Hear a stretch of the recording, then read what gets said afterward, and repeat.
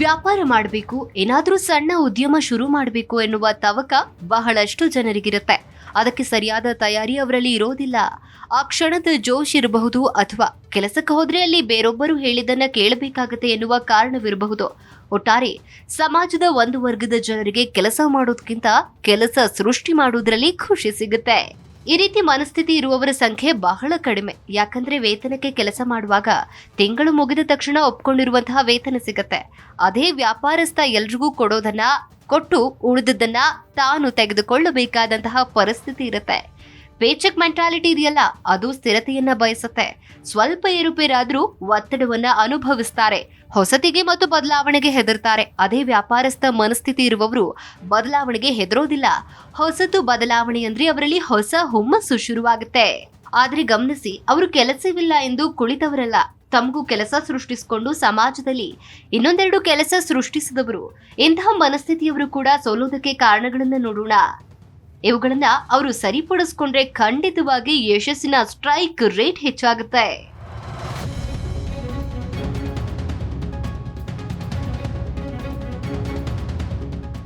ನೋಡಿ, ಬಹಳಷ್ಟು ಸಣ್ಣ ವ್ಯಾಪಾರ ರಸ್ತೆಯಲ್ಲಿ ಓಡಾಡುವ ಜನರ ಮೇಲೆ ಅವಲಂಬಿತವಾಗಿರುತ್ತೆ. ಹೀಗಾಗಿ ಒಳ್ಳೆ ಜಾಗ ಆಗಿರಬಹುದು, ಅದರಲ್ಲೂ ಕೂಡ ಹೆಚ್ಚು ಜನ ಓಡಾಡುವ ಜಾಗ ವ್ಯಾಪಾರಕ್ಕೆ ಸೂಕ್ತವಾಗುತ್ತೆ.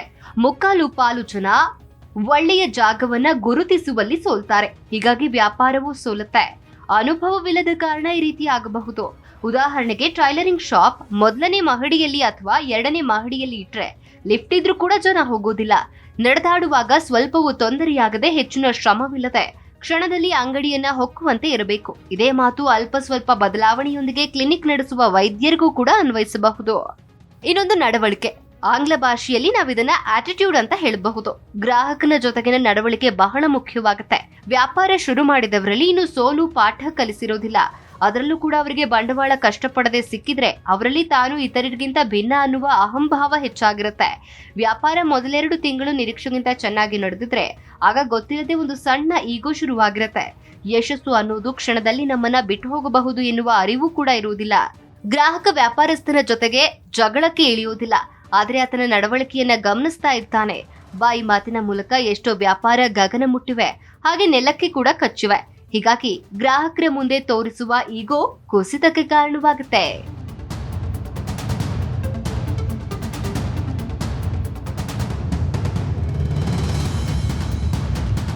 ಇನ್ನೊಂದು ಉತ್ತಮ ನೆಟ್ವರ್ಕಿಂಗ್ ಹೊಂದದಿಲ್ಲದಿರೋದು ಕೂಡ ಇದಕ್ಕೆ ಕಾರಣ. ನೀವು ರಾಜಸ್ಥಾನಿ, ಗುಜರಾತಿ, ಮಾರ್ವಾಡಿ ಅಂಗಡಿಯವರನ್ನ ಒಂದೊಮ್ಮೆ ಗಮನಿಸಿ. ನೀವು ಅವರ ಅಂಗಡಿಗೆ ಒಮ್ಮೆ ಹೊಕ್ರೆ ನೀವು ಕೇಳುವ ಪದಾರ್ಥ ಅವರ ಬಳಿ ಇಲ್ದಿದ್ರೂ ಕೂಡ ಅವರು ನಿಮ್ಮನ್ನ ಖಾಲಿ ಕೈಯಲ್ಲಿ ಕಳಿಸೋದಿಲ್ಲ. 5 ನಿಮಿಷದಲ್ಲಿ ತರ್ತೀನಿ ಅಂತಾರೆ. ತಮ್ಮ ಕಮ್ಯುನಿಟಿಯ ಇತರ ವ್ಯಾಪಾರಸ್ಥರನ್ನ ಕೇಳಿ ಆ ಪದಾರ್ಥವನ್ನ ತಂದುಕೊಡ್ತಾರೆ. ಅವರಲ್ಲಿ ಒಂದು ಹೊಂದಾಣಿಕೆ ಇದೆ, ಒಂದು ಅಂಡರ್ಸ್ಟ್ಯಾಂಡಿಂಗ್ ಇದೆ. ಇವೆಲ್ಲವೂ ಇಲ್ಲದ ಸ್ಟ್ಯಾಂಡ್ ಅಲೋನ್ ರೀತಿಯ ವ್ಯಾಪಾರಗಳು ಕುಸಿಯುವ ಸಾಧ್ಯತೆ ಕೂಡ ಬಹಳ ಹೆಚ್ಚು. ಇದು ಕೇವಲ ಮಾರಾಟಕ್ಕೆ ಮಾತ್ರವಲ್ಲ, ಖರೀದಿಗೂ ಕೂಡ ಅನ್ವಯವಾಗುತ್ತೆ. ಗ್ರಾಹಕರ ಫೀಡ್ಬ್ಯಾಕ್ ಅನ್ನ ಸರಿಯಾಗಿ ಸ್ವೀಕರಿಸದೇ ಇರೋದು, ಇದು ಎಲ್ಲಾ ಪದಾರ್ಥಗಳಿಗೂ ಕೂಡ ಅನ್ವಯ.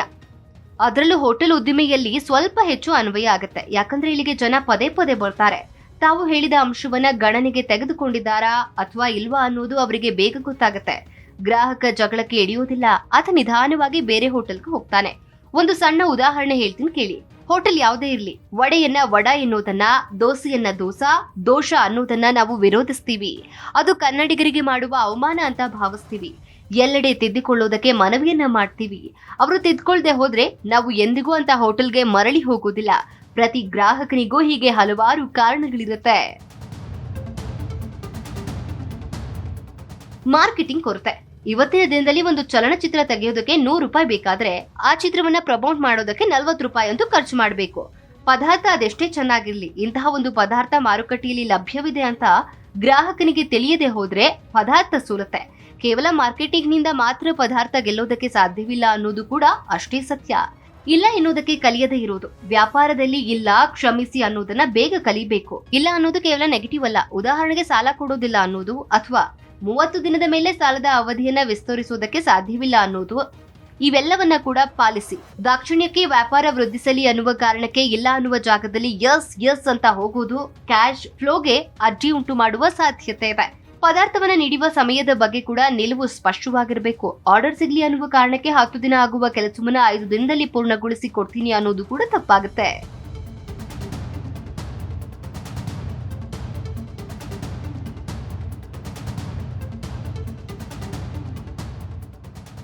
ವರ್ಕ್ ಫ್ಲೋ ಚಾರ್ಟ್ ಮತ್ತು ಪ್ಲಾನಿಂಗ್ ಕೊರತೆ. ನಾವು ಪ್ರವಾಸ ಹೊರಟ್ರೆ ಅದಕ್ಕೊಂದು ರೋಡ್ ಮ್ಯಾಪ್ ಹಾಕಿಸ್ಕೊಳ್ತೀವಿ ಅಲ್ವಾ? ಎಷ್ಟು ದಿನ, ಎಷ್ಟು ಹಣ, ಹೇಗ್ ಹೋಗೋದು, ಏನ್ ನೋಡೋದು, ಏನ್ ತಿನ್ನೋದು. ಥೇಟ್ ಹಾಗೆ ಬಿಸ್ನೆಸ್ ಶುರು ಮಾಡುವಾಗ್ಲೂ ಕೂಡ ಆದಾಯ ವ್ಯಯದ ಬಗ್ಗೆ, ಬ್ರೇಕ್ ಇವನ್ ಬಗ್ಗೆ, ಕೆಲಸ ಹೇಗೆ ಸಾಗಬೇಕು ಅನ್ನೋದ್ರ ಬಗ್ಗೆ, ಹಣದ ಹರಿವಿನ ಬಗ್ಗೆ, ಹೀಗೆ ಸಣ್ಣ ಸಣ್ಣ ಅಂಶಗಳನ್ನ ಪ್ಲಾನ್ ಮಾಡಿರಬೇಕು. ಪ್ಲಾನ್ ಮಾಡಿದಂತೆ ಸಾಗದಿದ್ರೆ ಏನು ಮಾಡಬೇಕು ಅನ್ನುವ ಪ್ಲಾನ್ ಬಿ ಕೂಡ ಸಿದ್ಧವಾಗಿರಬೇಕು. ಇದಿಲ್ಲದ ಕಾರಣ ಸೋಲಾಗುತ್ತೆ. ಭಾವನೆಯನ್ನ ವ್ಯಾಪಾರದಲ್ಲಿ ಮಿಕ್ಸ್ ಮಾಡೋದು. ವ್ಯಾಪಾರದಲ್ಲಿ ಭಾವನೆಯನ್ನ ಬೆರೆಸುವಂತಿಲ್ಲ. ಸಂಬಂಧದಲ್ಲಿ ಸಾಧ್ಯವಾದಷ್ಟು ವ್ಯಾಪಾರ ಮಾಡ್ತಿರೋದು ಉತ್ತಮ. ಪಾಲುದಾರಿಕೆ ವ್ಯವಹಾರಗಳಿಂದಲೂ ಕೂಡ ದೂರವಿರುವುದು ಒಳ್ಳೆಯದು. ಯಾವುದೇ ತೆರನಾದ ಭಾವನೆ ವ್ಯಾಪಾರಕ್ಕೆ ಮಾರಕ. ವ್ಯಾಪಾರದಲ್ಲಿ ಮೊದಲಿಗೆ ಪಾಲಿಸಿ ಬಿಸ್ನೆಸ್ ಫಾರ್ಮ್ಯಾಟ್ ನಿರ್ಧರಿಸಬೇಕು ಮತ್ತು ಅದನ್ನು ಪಾಲಿಸಬೇಕು. ಅಲ್ಲಿ ಭಾವನೆ ಮತ್ತು ಸಂಬಂಧಗಳಿಗೆ ಜಾಗವೇ ಇರಬಾರದು. ಇನ್ನು ಫೈನಾನ್ಷಿಯಲ್ ಕಮಿಟ್ಮೆಂಟ್ ಅನ್ನ ಉಳಿಸಿಕೊಳ್ಳೋದೇ ಇರೋದು. ಹೇಳಿದ ಸಮಯಕ್ಕೆ ಹಣ ನೀಡದಿರೋದು, ವೇತನ ನೀಡದಿರೋದು, ಚೆಕ್ ಬೌನ್ಸು, ನಾಳೆ ಅನ್ನೋದು ಇವೆಲ್ಲವೂ ಕೂಡ ಮಾರುಕಟ್ಟೆಯಲ್ಲಿ ಹೆಸರನ್ನ ಕೆಡಿಸುತ್ತೆ. ಒಬ್ಬ ವ್ಯಾಪಾರಸ್ಥನಿಗೆ ಮಾತು ಬಹಳ ಮುಖ್ಯವಾಗುತ್ತೆ. ಒಮ್ಮೆ ಒಪ್ಕೊಂಡಂತಹ ಹಣಕಾಸು ಒಪ್ಪಂದವನ್ನ ಯಾವುದೇ ಕಾರಣಕ್ಕೂ ಮರಿಬಾರದು. ಇದು ವ್ಯಾಪಾರವನ್ನ ಕುಸಿಯುವಂತೆ ಮಾಡುತ್ತೆ. ಒಮ್ಮೆ ಕೆಟ್ಟ ಹೆಸರು ಗಳಿಸ್ಕೊಂಡು ಬಿಟ್ರೆ ನಂತರ ಮಾರುಕಟ್ಟೆಯಲ್ಲಿ ಹಣ ವ್ಯಾಪಾರ ಎರಡೂ ಗಳಿಸೋದು ಕಷ್ಟವಾಗುತ್ತೆ.